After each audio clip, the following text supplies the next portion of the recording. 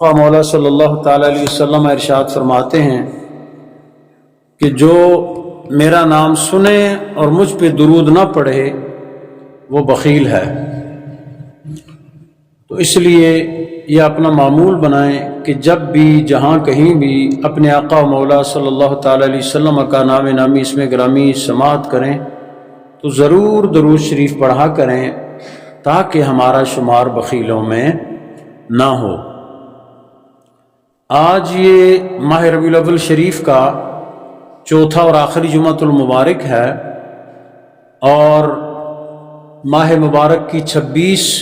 تاریخ ہے ربیع الاول شریف کی۔ ذہن میں پہلے جو عنوان تھا وہ یہی تھا کہ ہم ربیع الاول شریف کی جو آخری جمعہ ہے اس میں آقا کریم صلی اللہ تعالیٰ علیہ وسلم کے میلاد پاک اور سیرت پاک کے عنوان سے کچھ گفتگو کر کے پھر آپ کو ایک پیغام اپنے لیے بھی، آپ کے لیے بھی اور جتنے بھی سامعین و سامعات ہیں ان کے لیے ایک پیغام دیا جائے گا۔ لیکن چونکہ آپ دیکھ رہے ہیں کہ اس وقت عالمی سطح پہ مسلمان ملت کے ساتھ اور بالخصوص ہمارے فلسطینی بھائیوں کے ساتھ جو ایک عظیم قیامت بپا ہے، وہ اس دنیا کا ایک بہت بڑا المیہ ہے، اور اس المیہ پر سب سے بڑا المیہ یہ ہے کہ امت مسلمہ کی غالب اکثریت بالکل خاموش ہے۔ 60 سے زائد اسلامی ممالک اور ان کی قیادتیں بالکل گونگے بنے ہوئے ہیں اور ان کو یہ نظر نہیں آ رہا کہ اس وقت جو فلسطین ہے، ارض فلسطین جو انبیاء کی سرزمین ہے، ہمارے آقا مولا صلی اللہ تعالیٰ علیہ وسلم کے جس کے بارے میں متعدد فرامین ہیں، کیونکہ یہ فلسطین شام کا حصہ ہے اور شام کے بارے میں ہمارے آقا مولا صلی اللہ تعالیٰ علیہ وسلم کے کتنے ہی فرامین ہیں۔ اس کے علاوہ فلسطین میں کو جو سب سے بڑی سعادت حاصل ہے وہ روئے زمین کی دوسری مسجد یعنی مسجد اقصی وہاں پہ تعمیر ہے، اور مسجد اقصی کے بارے میں اللہ سبحانہ و تعالی نے اپنے پاک کلام میں ارشاد فرمایا کہ الذی بارکنا حولہ، مسجد اقصی وہ ہے کہ جس کے ارد گرد ہم نے بہت سی برکتیں رکھی ہوئی ہیں، اور ارض فلسطین جس پہ غالب ترین عرصہ مسلمان حکمران رہے ہیں، وہ مسلمانوں کی سرزمین تھی۔ آج عالم کفر کی سازشوں کی بنا پہ وہی ارض فلسطین مسلمانوں کا ایک جیتا جاگتا قید خانہ اور قبرستان ہے، جہاں پہ نہ بچوں کی تمیز ہے، نہ خواتین کی ہے، نہ بزرگوں کی ہے، بلا تخصیص سب کو ایک وحشیانہ بمباری کا نشانہ بنایا جا رہا ہے۔ فلسطینیوں کا وہ بنیادی حق جو اقوام عالم نے انہیں دیا ہے، اس سے ناجائز صہیونی ریاست اسرائیل مسلسل انکار کر رہا ہے اور فلسطینیوں پہ ہمیشہ مظالم کے پہاڑ توڑتا رہا ہے۔ اور آپ میں سے جو لوگ ہسٹری اور تاریخ پڑھتے ہیں ان کو پتہ ہوگا کہ فلسطینی غلیلوں سے، پتھروں سے ان کا مقابلہ کیا کرتے تھے، اور آج یہ جو 7 اکتوبر کو پہلی مرتبہ ایسا ہوا ہے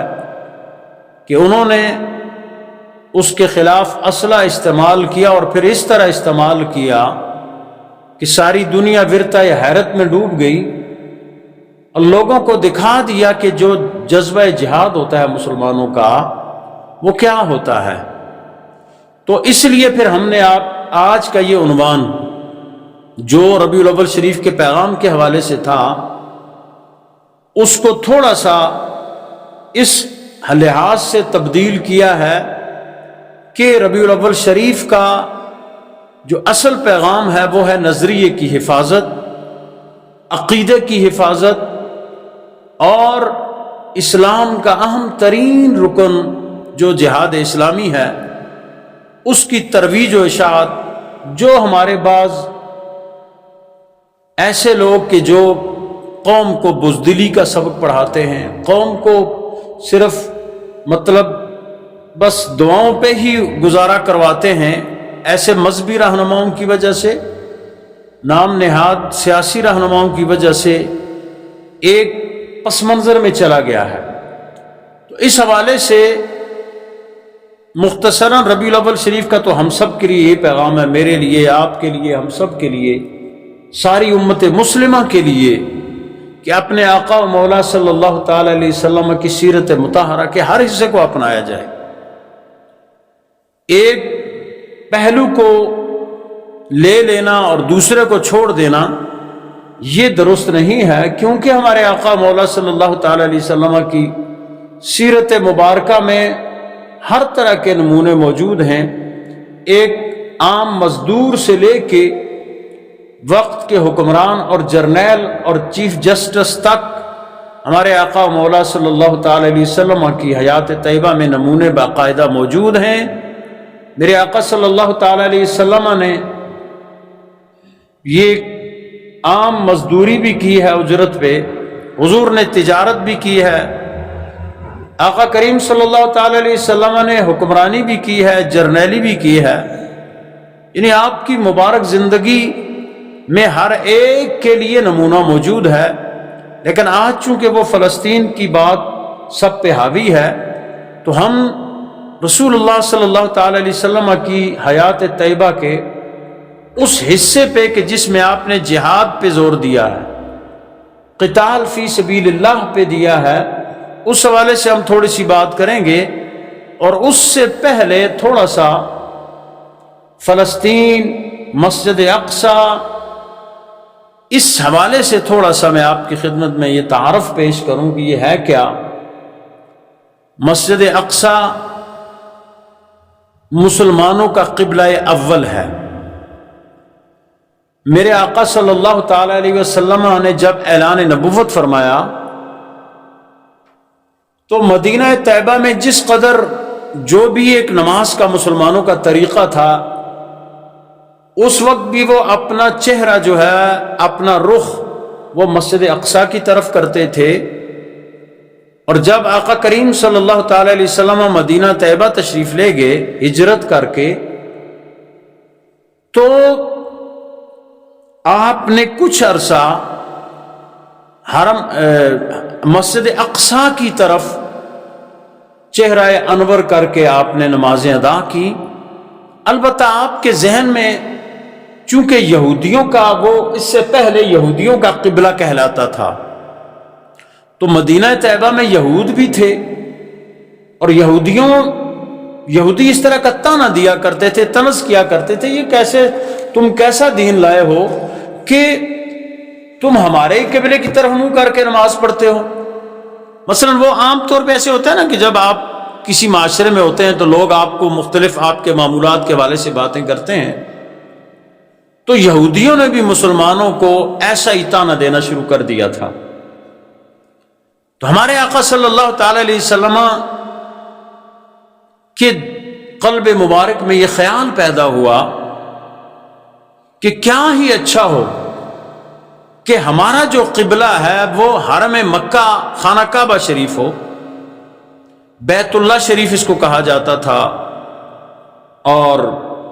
خانہ کعبہ کے حوالے سے ایک مرتبہ میں پہلے آپ کی خدمت میں گزارش کر چکا ہوں کہ اس کو کعبہ کیوں کہتے ہیں۔ تو ہمارے آقا مولا صلی اللہ تعالی علیہ وسلم کہ جب ذہن مبارک میں آپ کے قلب اطہر میں یہ خیال پیدا ہوا، آپ نے کوئی زبان سے دعا نہیں کی، لیکن قرآن کریم نے آپ کی اس کیفیت کو یوں بیان فرمایا، قد نرى تقلب وجهك في السماء فلنولينك قبلة ترضاها۔ محبوب، ہم بار بار آپ کے رخ اقدس کا آسمان کی طرف اٹھنا دیکھ رہے ہیں۔ ظاہر سی بات ہے، آقا کریم صلی اللہ تعالی علیہ وسلم یہ کنایتاً ہوتا ہے ورنہ اللہ سبحانہ و تعالیٰ تو ہر زمان اور مکان سے پاک ہے، اور وہ تو بندہ مومن کی شاہ رگ سے بھی زیادہ قریب ہے۔ لیکن ایک عام مطلب جو ایک عام بات ہوتی ہے وہ یہی ہوتی ہے کہ ہم نے اگر کوئی مثلا کوئی اللہ کا شکر ادا کرنا تو لوگ یوں کہتے ہیں اللہ تیرا شکر ہے، یا ایسے آسمان کی طرف لوگ اٹھا کے چہرہ اٹھا کے کوئی بات کرتے ہیں۔ یہ اس کا مطلب یہ نہیں ہے کہ کوئی اللہ کا وہاں ٹھکانہ ہے آسمان پہ، بلکہ اللہ کی بلندی، شان، علو شان الوہیت کی طرف یہ اشارہ ہے کہ وہ اللہ سبحانہ و تعالی جو بلند مرتبت ہے، میں اپنے رب کی بارگاہ میں اپنی عرضداشت پیش کر رہا ہوں۔ اللہ سبحانہ و تعالی نے ہمارے آقا مولا صلی اللہ تعالی علیہ وسلم اس کیفیت کو یوں بیان فرمایا، قد نرى تقلب وجهك في السماء، محبوب ہم بار بار آپ کے چہرہ اقدس کا آسمان کی طرف کیا جانا دیکھ رہے ہیں، فَلَنُوَلِّيَنَّكَ قِبْلَةً تَرْضَاهَا، پس آپ اپنے رخ اقدس کو اسی قبلہ کی طرف پھیر لیجئے جس پہ آپ راضی ہیں۔ اب کمال کی بات یہ ہوئی کہ یہ حکم اس وقت نازل ہوا، مجھے بیان سنتے حدیث کو بیٹھ کر خاموش۔ تو اللہ نے فرمایا کہ محبوب وہ وہی عین اس وقت نازل جب آقا کریم صلی اللہ علیہ وسلم نماز ادا کر رہے تھے، اور عین نماز کی حالت میں آپ نے اپنا رخ اقدس مسجد اقصی کی طرف سے پھیر کے خانہ کعبہ کی طرف کیا، اور آپ کی امامت میں جتنے صحابہ اکرام تھے سب نے اپنا رخ اس طرف پھیر لیا۔ صحابہ اکرام نے کوئی سوال نہیں کیا، انہیں پتہ تھا کہ ہمارے آقا صلی اللہ تعالی علیہ وسلم کے بارے میں اللہ سبحانہ و تعالیٰ کا یہ واضح ارشاد ہے کہ وما ينطق عن الهوى ان هو الا وحی یوحى، وہ تو اپنی مرضی سے کچھ بھی نہیں کہتے، بس جو اللہ کی طرف سے ان پہ وحی ہوتی ہے وہی وہ ارشاد فرماتے ہیں۔ تو جس مسجد میں آقا کریم صلی اللہ تعالی علیہ وسلم اس وقت نماز عصر ادا فرما رہے تھے، آپ نے قبلہ تحویل قبلہ والی آیت نازل ہوئی، تو آقا کریم صلی اللہ تعالی علیہ وسلم نے اپنا رخ اقدس مسجد حرام کی طرف پھیرا، یعنی خانہ کعبہ کی طرف۔ تو اللہ سبحانہ و تعالی نے اس مسجد کی یہ فضیلت رکھتی کہ آقا کریم صلی اللہ تعالی علیہ وسلم نے اس مسجد میں 2 رکعت نفل ادا کرنے کو بہت بڑے فضیلت کا حامل قرار دے دیا۔ آج بھی جو لوگ حرمین شریفین جاتے ہیں، مدینہ طیبہ سے کچھ فاصلے پر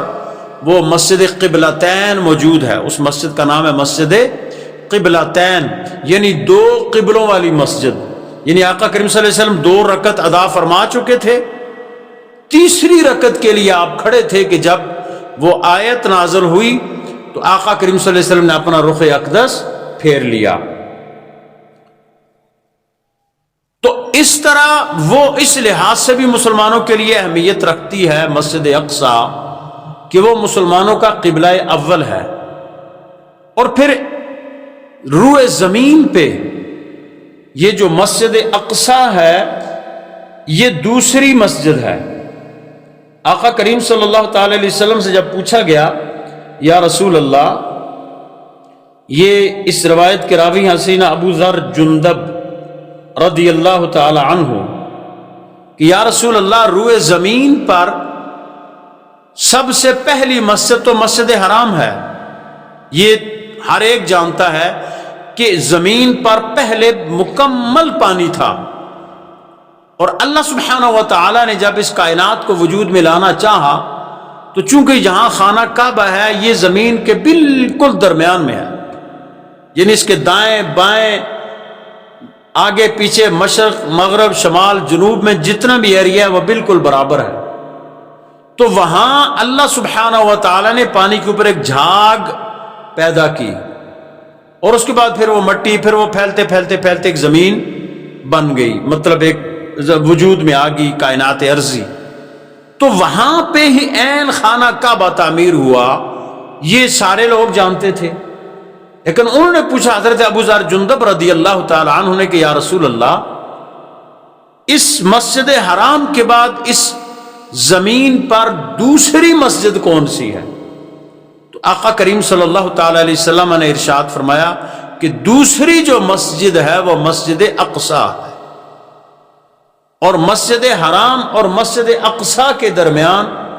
40 سال کا فاصلہ ہے۔ یعنی جب مسجد حرام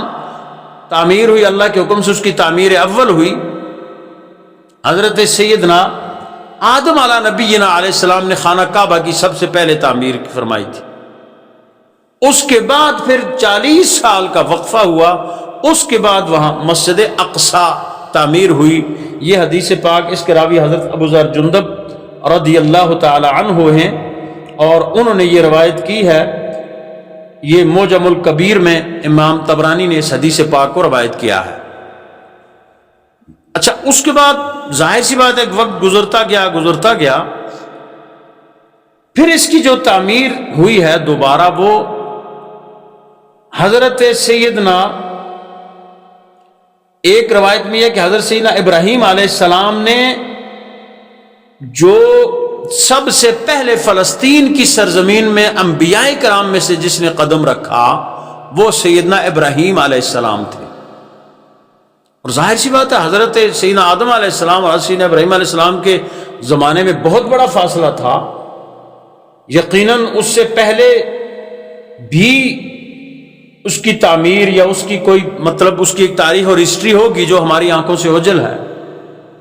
لیکن باقاعدہ طور پہ یہ فلسطین کی جو ریاست ہے جہاں پہ مسجد اقصی واقع ہے اور مقدس ترین مقام واقع ہے، اس کو باقاعدہ طور پہ سب سے پہلے جو دار الخلافہ بنایا وہ حضرت سیدنا داؤد علیہ السلام، جو حضرت سیدنا سلیمان علیہ السلام کے والد گرامی تھے، دونوں اللہ کے نبی تھے، یہ انہوں نے اس کو باقاعدہ طور پہ اپنا دار الخلافہ بنایا اور وہاں مسجد شریف کی تعمیر نو کی۔ یہاں ایک چھوٹی سی بات میں آپ کو بتا دوں، ظاہر سی بات آج کل سوشل میڈیا کا دور ہے اور عمومی طور پہ لوگ ایک وہ سنہری اوپر سونے کا ایک چڑھا ہوا ہے پتھر سونے کے، باقاعدہ اس پہ ٹنوں کے منوں کے حساب سے سونا لگا ہوا ہے۔ اس وقت وہ بہت پہلے اردن کے بادشاہ نے دیا تھا، وہ جب اس پہ یہ چڑھایا گیا تھا، لوگ سمجھتے ہیں مسجد اقصی یہ ہے، حالانکہ وہ خاص مسجد اقصی نہیں ہے۔ مسجد اقصی ایک پورا ایریا ہے، ایک ایریا کور ہے، اس کے درمیان 3 گنبد ہیں۔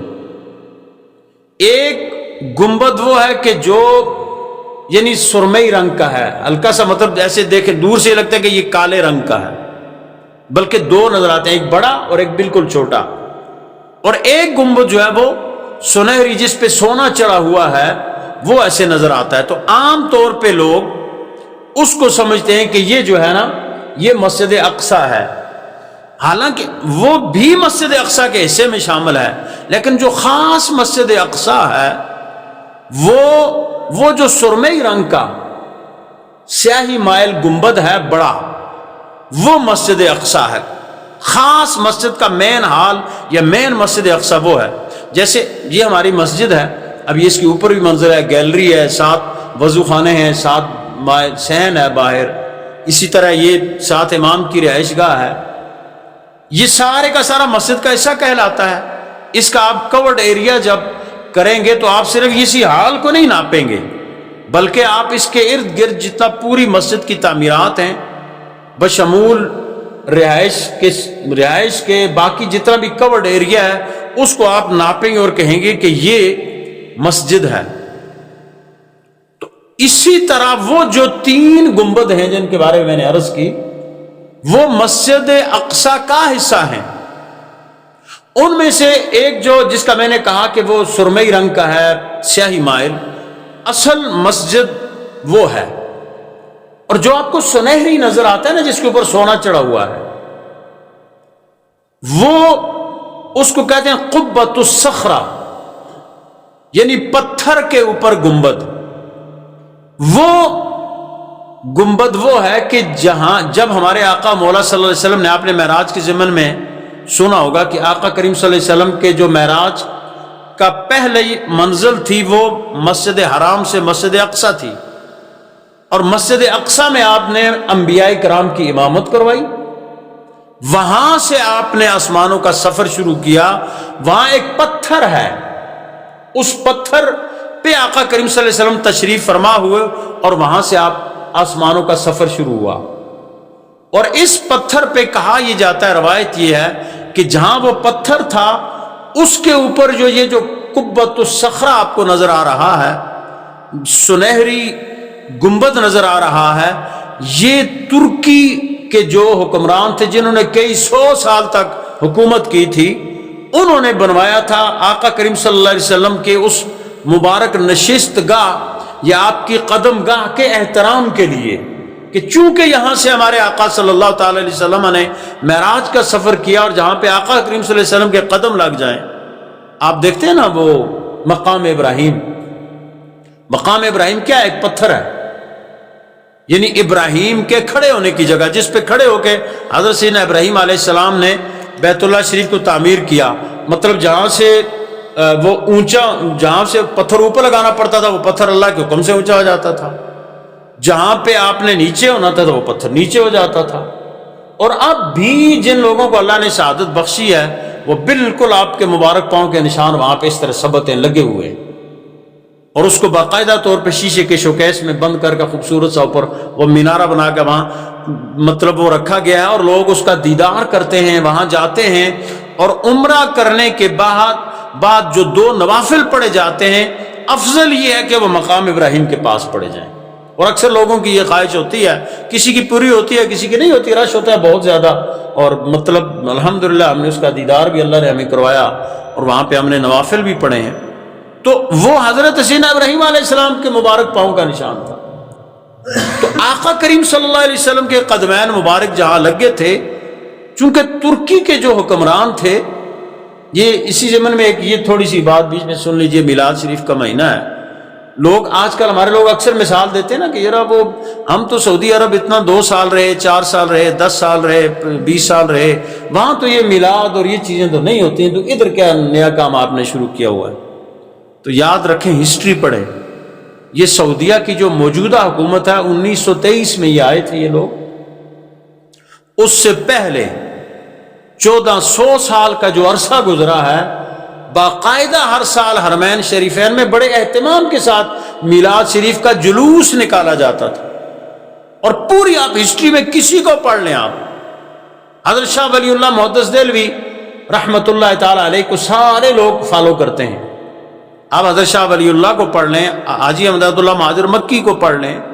دیگر جتنے بھی اکابرین گزرے ہیں، اور پوری ایک ہسٹری ہے کہ 12 ربیع الاول کو، چونکہ جو ترک لوگ تھے نا وہ آج بھی آپ اگر آپ جن کو اللہ لے گیا وہ دیکھتے ہیں، ترکی کے جو لوگ ہوتے ہیں نا وہ ایک ٹولیوں میں جاتے ہیں وہاں پہ جو حاضری کے لیے، آپ وہ طواف کر رہے ہیں وہ بھی گروپ کی شکل میں کر رہے ہیں، کسی جگہ پہ جا رہے ہیں، غار حرا پہ جا رہے ہیں تو بڑی گروپ کی شکل میں، اور وہ نعتیں پڑھتے ہیں، وہ روتے ہیں، یعنی محبت میں نے اپنی تاثرات کی بات ہوتی ہے، رسول اللہ صلی اللہ علیہ وسلم کی محبت میں نے کم از کم ترک لوگوں سے بڑھ کے کسی کو نہیں دیکھا، یہی بات ہو گیا سر، کیونکہ ہم لوگ 1 مہینہ میں رہا ہوں حرم مکہ میں، ہم لوگ آج کے دنوں میں جتنی والہانہ، ظاہر سی بات ہے ہر ایک کا اپنا، لیکن جتنی والہانہ عقیدت ترکوں کو ہے اتنا میں نے کسی قوم کو نہیں دیکھا۔ تو وہ مطلب ایسے ان ترکوں نے وہاں پہ محبت کی ایسی داستانیں رقم کی ہیں کہ آپ اگر وہ مسجد نبوی شریف کی تعمیر کی ہسٹری پڑھیں گے تو آپ حیران رہ جائیں گے کہ کمال کی محبت کا انہوں نے اظہار کیا۔ بہرحال یہ تو ایسے ضمناً بات تھی۔ تو ترک خلیفہ کے زیر انتظام جب وہ فلسطین کی ریاست تھی تو اس وقت کیا ہوا کہ اس نے وہاں پہ وہ قبۃ الصخرہ بنایا، وہ سنہری گنبد بنایا کہ یہ ہمارے آقا صلی اللہ علیہ وسلم کے معراج کی جگہ۔ اور جو تیسرا چھوٹا سا گنبد ہے سرمئی اور مطلب رنگ کا ایسے کالا سا نظر آ رہا ہے چھوٹا، وہ اس کو قبۃ السلسلہ کہا جاتا ہے۔ قبۃ السلسلہ سے مراد یہ ایک روایت ہے، بہرحال یہ کسی حدیث میں، لیکن ایک جو روایت صدری چلتی آ رہی تھی اسرائیلیات میں بھی ہے وہ، کہ وہاں پہ حضرت سیدنا سلیمان علیہ السلام نے ایک زنجیر لگائی ہوئی تھی، اور کسی بھی بات کا جب فیصلہ ہوتا تھا تو جو بندہ اس زنجیر کو پکڑ لیتا تھا وہ بندہ گویا بے گناہ ہوتا تھا، اور جو بندہ اس زنجیر کو نہیں پکڑ سکتا تھا وہ مجرم ہوتا تھا۔ یہ ایک روایت صدری مشہور ہے۔ وہ چھوٹا سا گنبد ہے، بڑے دونوں گنبدوں سے چھوٹا سا گنبد ہے، اس کو قبۃ السلسلہ کہا جاتا ہے۔ سلاسل یہ زنجیر عربی میں اس کو بولتے ہیں نا جی، تو اس کو یہ کہا جاتا ہے۔ اب گویا یہ بات طے ہوگی کہ جو مسجد اقصی ہے، بیت المقدس چھوٹا سا ایک شہر ہے باقاعدہ، جس کو جو مسلمانوں کے قبلہ اول میں مسجد، وہ چھوٹا سا ایک شہر ہے جو فلسطین کا دارالخلافہ رہا ہے، اور آج بھی فلسطینیوں کا یہی مطالبہ ہے کہ ہمارا جو دارالخلافہ ہے وہ ہمیں واپس کیا جائے۔ یہ تو یہودی بدبخت، جب ان کو بہت مار پڑی ہے اللہ کی طرف سے یہودیوں پہ، یہ جو ہم پڑھتے ہیں نا غیر المغضوب علیہم ولا الضالین، یہ جو اللہ پہ جن کا غضب ہوا ہے سب سے زیادہ وہ یہی یہودی قوم ہے، جیوش، سیہونی، اسرائیلی بھی کہتے ہیں۔ لیکن تھوڑا سا اس میں یہ ایک ویریفیکیشن ذہن میں رکھیں کہ اسرائیل جو نام تھا وہ حضرت سیدنا یعقوب علیہ السلام کا لقب تھا، حضرت یعقوب علیہ السلام کا لقب تھا اسرائیل، اور اس کا مطلب ہے اللہ کا بندہ۔ لیکن ہم جب اسرائیل کی یا اسرائیلی ریاست کی بات کرتے ہیں تو اس سے مراد ہوتی ہے سیہونی ریاست، یہ یہودی ریاست۔ اور مزید یہود بھی کہا، یہودا، حضرت سیدنا یعقوب علیہ السلام کے جو بیٹے تھے نا، ان میں سے ایک بیٹے کا نام تھا یہودا، ان کی جو آگے نسل چلی ہے نا تو ایک ان کی نسبت سے یہ یہودی مشہور ہو گیا۔ لیکن ان پہ جو فٹ جو مطلب ہے لفظ آتا ہے نا، فٹ آتا ہے ان پہ، وہ ہے سیہونی، سیہونیت یا سیہونیت کیا ہے؟ سیہونیت ایک تحریک ہے جن کا ماٹو اور منشور یہ ہے کہ ہم نے اس پورے فلسطین پہ بھی قبضہ کرنا ہے، شام پہ بھی قبضہ کرنا ہے، اور حجاز مقدس پہ بھی۔ حجاز مقدس سے یہ سعودی عرب کا نام تو اب یہ نجدی گورنمنٹ کے آنے کے بعد ہوا ہے نا،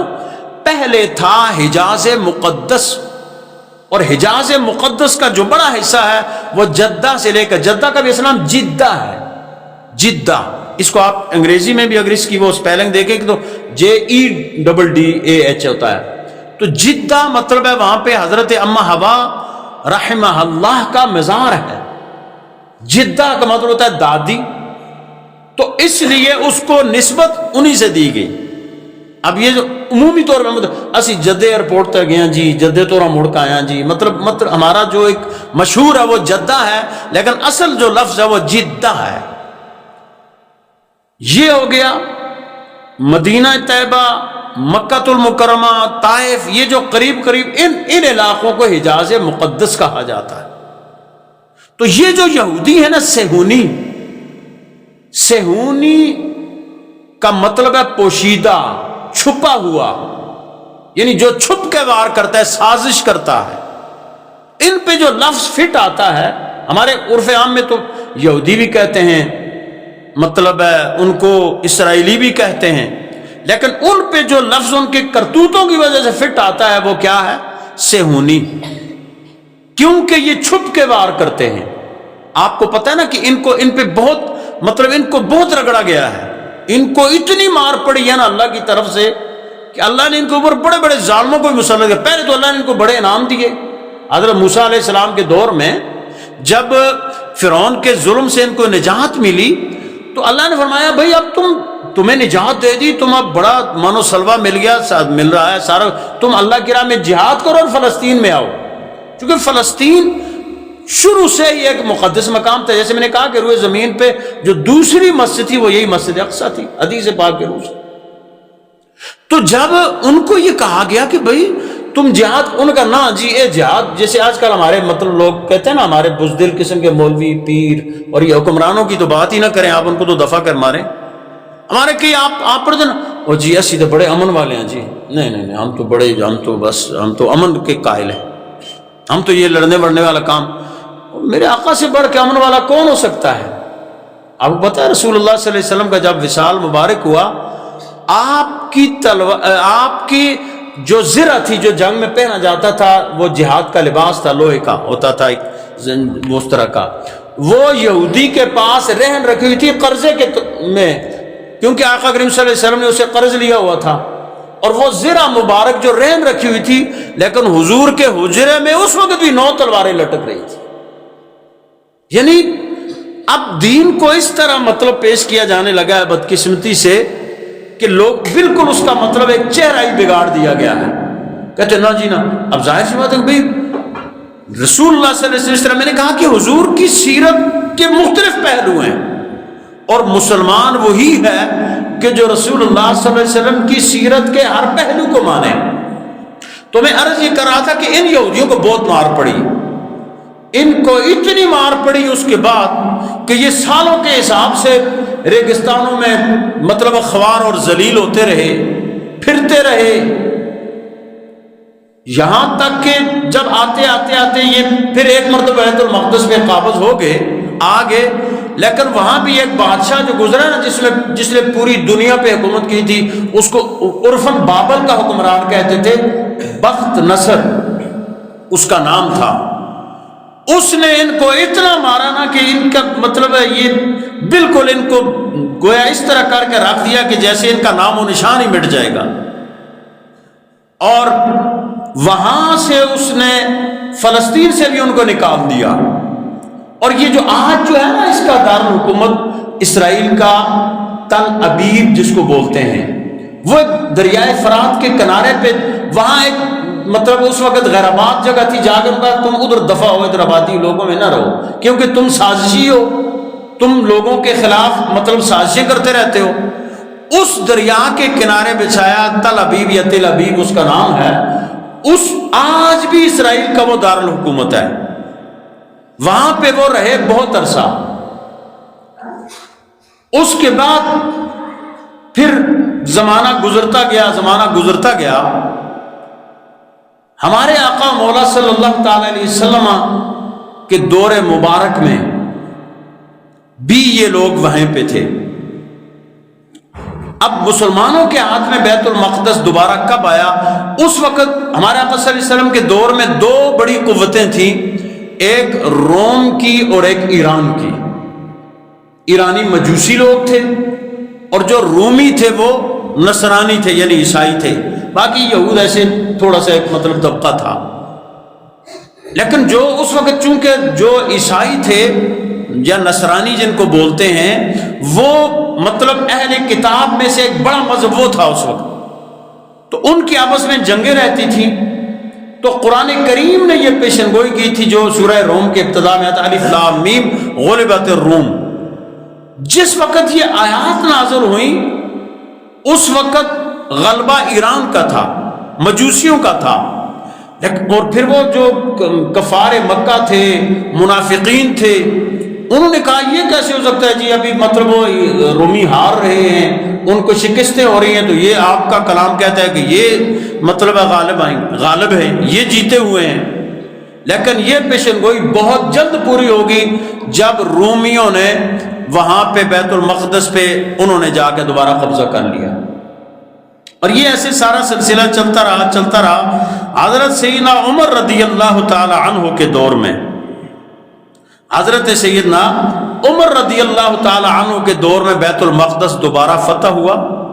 اور یہ کم و بیش 1000 سال تک مسلمانوں کے زیر نگین رہا، مسلمان اس پہ حکمران رہے۔ لیکن چونکہ یہودیوں کے ذہن میں تھا نا یہ صہیونی چھپ کے کرنے والے، انہوں نے پھر ایک سازشوں کا ایک میدان گرم کیا۔ ان کو جب وہ ہٹلر نے صحیح ان کو مطلب کیا تھا، چیمبروں میں ان کو ڈال کے بالکل انہوں نے کہا تمہارے وجود سے اس دنیا کو پاک جب تک نہ کریں گے تو یہ اس دنیا میں کبھی امن نہیں ہو سکتا۔ کیونکہ مطلب ایک ہوتا ہے نا، آپ کا کھلا دشمن ہوتا ہے، سامنے لڑائی والا ہوتا ہے، آپ اس سے خبردار ہوتے ہیں بھائی ٹھیک ہے میرا دشمن ہے، میری لڑائی ہوگی اس سے۔ ایک وہ ہوتا ہے جو چھپ بظاہر بڑا جناب مسکرا کے ملے آپ سے، بظاہر آپ کی بڑی ہمدردی جتائے، لیکن بیچ میں سے آپ کی جڑیں کاٹے۔ اب یہ جو صہیونی ہیں ان کا طریقہ ہی یہی ہے کہ یہ بظاہر لوگوں کی بڑی ہمدردی جتاتے ہیں، لیکن بیچ بیچ میں سے یہ ہر ایک کی جڑیں کاٹتے ہیں۔ اس لیے ہٹلر نے کہا نا تمہارا علاج میں کرتا ہوں۔ اس نے پھر چیمبروں میں ان ہزاروں یہودیوں کو جو ہے نا وہ ایک مطلب ہے گویا ان کو جلا کے بالکل راکھ کر دیا۔ اسی کو یہ یہودی لوگ بولتے ہیں ہولوکاسٹ۔ ہولوکاسٹ کا نام دیا کہ مطلب ہم لوگ چونکہ بڑے واقعہ کو یہودی بڑے سمجھتے ہیں نا، ساری دنیا سے افضل مانتے ہیں کہ ہم تو بہت بڑے مرتبے والے، ہمارا بہت بڑا مقام ہے، تو ہمیں جو انہوں نے مطلب ہے کیا، یہودیوں کو قتل کیا، تو ہم چونکہ کائنات کے سب سے بڑے لوگ ہیں تو ہمارے ساتھ یہ ظلم، اس لیے ہولوکاسٹ وہ بہت بڑا ہمارے ساتھ ایک واردات ہوئی۔ اس کے بعد یہ در بدر پھرتے رہے۔ آج جو یورپ اور امریکہ ان لوگوں کی حمایت کرے، اس وقت ان کو کسی نے پناہ نہیں دی۔ یہ پناہ گزین کی حیثیت سے فلسطین میں داخل ہوئے اور ان کے مطلب اوپر انہوں نے تختیاں لگائی ہوئی تھیں کہ ہم مسافر ہیں بے وطن، ہمیں کوئی پناہ، ہمیں ٹھکانہ دو، ہمیں سہارا دو۔ تو چونکہ مسلمان ہمیشہ سے نرم دل رہا ہے، رحم دل رہا ہے، فلسطین پہ اس وقت مسلمانوں کی حکومت تھی اور سلطنت عثمانیہ کا وہاں سکہ چل رہا تھا۔ جیسے آج کل کے ہمارے حکمران لوگ کہتے ہیں نا جاننا جی ذرا جی کچھ یورپ مغرب کے خلاف گال کی تھی تو ساڑی روٹی بند ہو جیسی۔ سلطان عبد الحمید کو یہ تاریخ اس پہ گواہ ہے۔ ترکی کا جو آخری خلیفہ تھا سلطان عبد الحمید، اس کو ان یورپینوں نے، ان امریکنوں نے، اس وقت امریکہ کا اتنا نہیں تھا، یورپ زیادہ مشہور تھا، تو انہوں نے اس کو کلوں کے حساب سے نہیں، منوں کے حساب سے نہیں، ٹنوں کے حساب سے سونے کی پیشکش کی تھی کہ اتنا سونا لے لو لیکن فلسطین کی ریاست جو ہے نا وہ ہمیں دے دو۔ تو سلطان عبد الحمید نے کہا تھا کہ تم ساری دنیا کے خزانے مجھے دے دو، میں فلسطین کی ریاست میں تمہیں کبھی داخل نہیں ہونے۔ اب جب انہوں نے سمجھ لیا کہ جڑا بڑا ڈاڈا بھائی نہیں مطلب ہمیں وہاں انٹر ہونے دیتا، انہوں نے پھر سازشوں کے ذریعے ایک سازش کی۔ جس طرح آپ کو پتہ ہے، آپ نے ہسٹری پڑھی ہوئی ہندوستان کی، یہاں پہ ایسٹ انڈیا کمپنی کے جو انگریز آئے تھے وہ ایسٹ انڈیا کمپنی کے تاجروں کے روپ میں آئے تھے، وہ تجارت کے لیے یہاں آئے اور پھر انہوں نے یہاں پہ آہستہ آہستہ اپنا یوں جال پھیلایا کہ ایک وقت میں انہوں نے سارے ہندوستان پہ قبضہ کر لیا۔ بالکل یہی صورتحال ہوئی فلسطینیوں کے ساتھ۔ فلسطینیوں نے ان کو پناہ دی اور انہوں نے اس پناہ سے ناجائز فائدہ اٹھاتے ہوئے آج آپ کے سامنے صورتحال۔ ایک اور مطلب وہ تاریخ کے حوالے سے بات کر رہا تھا مسجد اقصیٰ کی، یہ تین چیزیں تو مطلب ساری، چاہے وہ عیسائی ہوں چاہے وہ مسلمان ہوں، ان کے لیے بڑی اہمیت۔ ایک اور ہے وہاں پہ ایک دیوار گریہ، مسجد اقصیٰ کے اسی حصے میں ساتھ باہر، جیسے میں نے عرض کی باہر والے حصے میں ایک دیوار ہے، اس کو دیوار گریہ بولتے ہیں۔ وہاں پہ یہودی کہتے ہیں کہ یہ ہمارا مقدس مقام ہے، اور ان کا جو ماٹو اور منشور ہے وہ یہ ہے کہ ہمیں ساری مسجد اقصیٰ کو شہید کر کے یہاں پہ ہم ہیکل سلیمانی تعمیر کریں گے اور اپنا عبادت خانہ ہم یہاں بنائیں گے۔ تو یہ ساری میں نے یہ بہت مطلب ایسے طویل ہسٹری ہے، لیکن چونکہ وقت ہمارا بہت تقریباً مکمل ہو رہا ہے تو میں نے یہ اس لیے عرض کی کہ ہم مسلمان، ہم یہ کرکٹ میچوں سے ذرا باہر بھی نکلیں، یہ ناولوں سے، یہ رسالوں سے، یہ انٹرنیٹ کی دنیا سے ذرا باہر بھی نکلیں، ہم سوچیں کیا ہو رہا ہے اس وقت۔ ضرورت ہے کہ ہر مسلمان، چلو ہم لوگ مطلب وہاں جا کے، ہم دنیا کا ایسا ایک سسٹم ہے کہ ہم تو جا کے لڑ نہیں سکتے، لیکن کم از کم ہم یہ تو کر سکتے ہیں، ان اپنے بھائیوں کے لیے ہم دعا کر سکتے ہیں۔ ہم جہاد کا، وہ جو جہاد کی بات کر رہا تھا، چونکہ ٹائم اب بالکل ختم ہو گیا ہے، میں نے حدیث پاک پڑھی تھی، 2-3 احادیث پڑھی تھی، ان میں سے ایک حدیث یہ ہے کہ جو لوگ آج جہاد کی مخالفت کرتے ہیں، لوگ کہتے ہیں کہ جی انہوں نے کیوں ایسے کیا، حماس والوں نے اس طرح کا کیوں کیا، تو یاد رکھیں میرے آقا صلی اللہ علیہ وسلم کا فرمان ہے، الجہاد ماض الی یوم القیامہ، جہاد قیامت تک جاری رہے گا۔ جو بھی بندہ آج آپ سے، چاہے وہ کسی بھی حلیے میں ہو، کسی مذہبی روپ میں ہو، سیاسی روپ میں ہو، سماجی روپ میں ہو، کسی بھی روپ میں ہو، اگر کوئی جہاد کے بارے میں ذرا بھی ٹیڑھی بات کرتا ہے تو اس کا مطلب ہے کہ وہ کسی کا اعلی کار ہے۔ یا وہ مطلق جاہل ہے، اس کو جہاد کے فلسفے کا پتہ ہی نہیں ہے، یا وہ کسی کے اعلی کار کے طور پہ کام کر رہا ہے. جس طرح مرزا قادیانی کو انگریز نے پروموٹ کیا تھا اور اس نے آ کے اعلان کیا تھا کہ چونکہ میں نبی ہوں تو اب جہاد ختم ہو گیا، اب جہاد وغیرہ والا چیپٹر کلوز کر دیں، تو ظاہر ہے اس کا اپنا ہی چیپٹر کلوز ہو گیا. اس طرح یاد رکھیں وہ فلسطین کے لوگ جو پتھروں سے لڑتے تھے، غلینوں سے اسرائیلی فوج پہ حملہ کرتے تھے، آج انہوں نے جیسے حملہ کیا نا، وہ آسمان سے اترے ہیں جیسے. یقین مانے وہ منظر دیکھ کے ایک مسلمان کی روح، فلسطینی تو پہلے بھی مرتے رہے ہیں، بے گناہوں کو ویسے بھی وہ مارتے رہے ہیں، اب بھی وہ شہید ہو رہے ہیں. کوئی نہیں، مسلمان کے لیے جو شہادت ہے نا، اس سے بڑا کوئی اعزاز ہی نہیں ہے. جس دھج سے کوئی مقتل میں گیا وہ شان سلامت رہتی ہے، یہ جان تو آنی جانی ہے، اس جان کی کوئی بات نہیں. مرنا تو چارپائی پہ بھی ایڑیاں رگڑ رگڑ کا مرنا ہی ہے نا.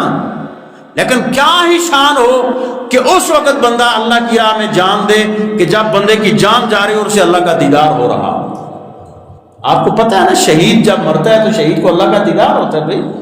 کیوں اس کو زخموں کی پرواہ نہیں ہوتی؟ یہ چھوٹے چھوٹے بچے آپ دیکھ رہے ہیں فلسطین کے. ایک وہ بچی کی آپ میں سے بہت سے لوگوں نے دیکھی بھی ہوگی، میں نے اپنے اسٹیٹس بھی لگائی تھی. وہ بچی ہے اس طرح جس انداز میں وہ مطلب وہ گفتگو کر رہی ہے، خدا کی قسم ایمان تازہ ہوتا ہے. معصوم سی بچی ہے، چھوٹی سی، تقریباً 5 سے 6 سال کی بچی ہے. وہ چھوٹے چھوٹے بچے وہاں کے. فلسطینیوں کو اس سے کوئی غرض نہیں ہے، وہ کہتے ہیں آؤ ہمیں مارو تو صحیح، لیکن لگ پتہ گیا اسرائیل کو کہ مار کس کو بولتے ہیں. آسمان سے اترے، تینوں اطراف سے حملہ کر کے اس کو بتا دیا کہ تیری حیثیت کیا ہے. تو جو بندہ اس وقت میں جہاد کے خلاف کوئی بات کرے، سمجھ لو کہ یہ دال میں کچھ کالا ہے. کیونکہ ہمارے آقا صلی اللہ علیہ وسلم کا وہ فرمان جہاد قیامت تک جاری رہے گا. اور ایک ایسے حدیث 2-3 پڑھی تھی، لیکن میں ایک حدیث کا ترجمہ کر کے بات مکمل کر رہا ہوں، بلکہ اس کا مفہوم ہی پڑھ دیتا ہوں. میرے آقا صلی اللہ علیہ وسلم فرماتے ہیں کہ جو اللہ کی راہ میں صرف زخمی ہو جائے، مفہوم ہے فرمان مبارک کا متن میں نے پورا لکھا تھا، جو اللہ کی راہ میں زخمی ہو جائے قیامت کے دن بھی اللہ کی بارگاہ میں وہ اس طرح آئے گا کہ اس کے زخموں سے خون رس رہا ہوگا. بظاہر وہ خون ہوگا، خون نظر آئے گا، لیکن اس سے خوشبو کستوری کی آ رہی ہو.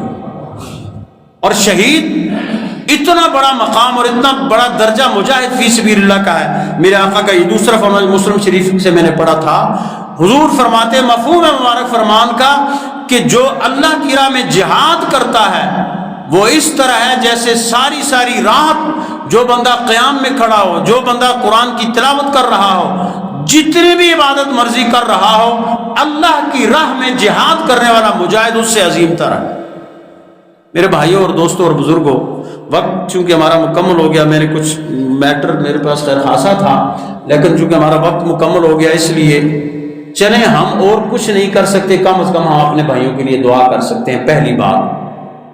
اور دوسری بات یہ، چونکہ آج ہم نے ہماری اہل سنت رابطہ کونسل الحمدللہ جس کا اللہ نے مجھے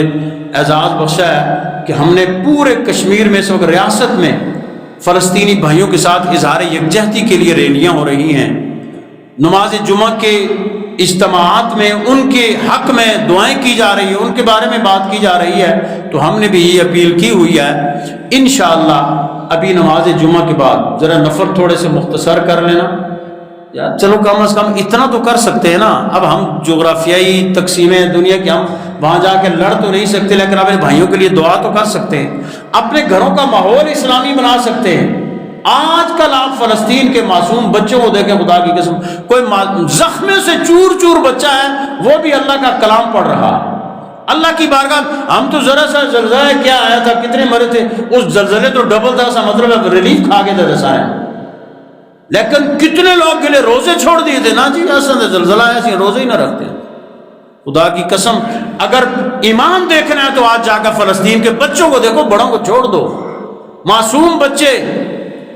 مطلب ڈاکٹر بینڈیج پٹی کر رہا ہے، بچہ زخموں سے خون سے اس کی باڈی بھری ہوئی ہے، لیکن بچہ اللہ اکبر کہہ رہا ہے. کمال کی بات ہے نا جی. تو یہ ہوتا ہے ایمان. اور ہم اپنے گھروں کا ہم دیکھیں کیا ہمارا بھی ایسا ماحول ہے، اپنے گھروں کے ماحول کو درست کریں. یہ یورپین کلچر کا بائیکاٹ کریں، ان کی مصنوعات کا بائیکاٹ کریں، کم از کم ہم یہ تو کر سکتے ہیں نا. اور پھر آخری بات کہ ابھی انشاءاللہ نماز ہوگی، نماز کے فوراً بعد ہم سنتیں پڑھ کے درود السلام وہیں پہ ہوگا، یہاں سے یکجہتی فلسطین ریلی کے حوالے سے جو مسافر حضرات ہوتے ہیں جن کو جلدی جانا ہوتا ہے وہ تو جاتے ہیں، لیکن آپ بھی مہربانی کیا کریں کہ آپ حضرات کم از کم یہ الحمدللہ تھوڑا سا ہمارا ایک ماحول تو بنا ہوا ہے، لیکن کچھ دوست پھر بھی سستی کرتے ہیں۔ یہاں سے ہم یہ چوکی تک ہماری ایک ریلی جائے گی، 10 منٹ کی تھوڑی سی گفتگو ہوگی، اور اس کے بعد ہم اپنے بھائیوں کے لیے دعا کر کے ہم اپنے اپنے گھروں کو چلے جائیں گے۔ میری آپ سب سے یہ اپیل ہے، ایک تو یہ کہ آج کے اس اجتماع میں ہم فلسطینی مجاہدین کی مکمل حمایت کرتے ہیں، ہم حکومت پاکستان سے بلکہ عالم اسلام سے یہ مطالبہ کرتے ہیں کہ فلسطینی بھائیوں کی عملی مدد کی جائے، اور جو اسرائیل کی وحشیانہ بمباری ہے اس کی مذمت کرتے ہیں۔ یہ ہمارے نماز جمعہ کا اجتماع یہ مطالبہ کرتا ہے، اور میں آپ سے یہ گزارش کرتا ہوں کہ نماز کے فوراً بعد سارے حضرات، تمام حضرات جو ہیں وہ اپنی اس ریلی میں شرکت کو یقینی بنائیں، اور تاکہ ہم بھی کچھ ان بھائیوں کے چلیں قدم ہی ہمارے اگر ان کی حمایت میں اٹھ جائیں تو یہ بھی بہت بڑی بات ہے اس وقت میں کہ جب مطلب ساری دنیا کے مسلم حکمرانوں کو سانپ سونگا ہوا ہے، وہ خاموش ہے، حیران ہے، دو چار لوگوں کی کوئی بات نہیں کر رہا۔ اگر آپ نکلیں گے تو کم از کم ہمارے حکمرانوں کو پتہ کرے گا ہمارے لوگوں کے جذبات کیا ہیں، اور ظاہر سی بات ہے ہماری اس مسجد کی، اس محلے کی جو بھی جتنی بھی دینی سرگرمیاں ہوتے ہیں، اس میں ہماری مسجد کی انتظامیہ ہو یا ہمارے خاص کر نوجوان ہیں، یہ ہمارے جو نوجوانوں نے اپنی ایک بزم بھی بنائی ہوئی ہے، میں ان سے بھی عرض کروں گا کہ تھوڑا سا واٹس ایپ سے ہٹ کے بھی تھوڑا عملی طور پہ بھی کچھ کام مطلب آپ اصلاحی تعمیری اس طرح کے کام کریں، تاکہ آپ کے بزرگ بھی آپ کی سرپرستی کریں اور ان نوجوانوں کی آپ سرپرستی کریں۔ اگر یہ ایک اچھے ماحول میں آ رہے ہیں، ایک سسٹم کو بہتر کرنے جا رہے ہیں، یہ آپ کے ہی بچے ہیں، آپ کے ہی جوان ہیں، اور یہ لوگ ہمارے شانہ بشانہ ہوتے ہیں۔ اس لیے میں آپ سے گزارش کروں گا کہ ضرور اس ریلی میں سارے حضرات شرکت فرمائیں۔ اللہ سبحانہ و تعالیٰ سے دعا ہے کہ وہ ہمیں عمل کی